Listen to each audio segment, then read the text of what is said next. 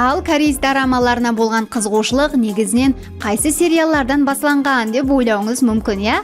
Бул негизинен 1997-жылда What is Love, ягни биз өзбек тилинде көрген Калбим чичаги сериалы Кытайда сенсацияга себеп болгандан кийин башланган. 2000-жылда болса Autumn in the Heart, ягни күз эртеги. Ал 2002-жылда болса Winter Sonata. Биз көрген кыш сонатасы сериаллары Азия бойлап, атап айтканда Японияда үлкен кызыгуучулук менен тамаша этилди. Сондай-ак 2003-жылда Jewel in the Palace, ягни биз көрген Сарой жавохры тарихи сериалы Азия һәм мунун башка аймакларында кореец дорамаларына болгон кызыгуучулук артуына себепчи болды.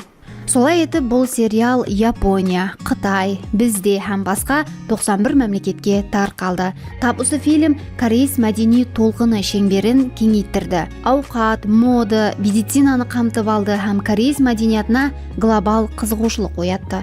Бүгүнкү күндө дорама сөзү көбүнесе тек кореец сериалы мәнисинде айтылады.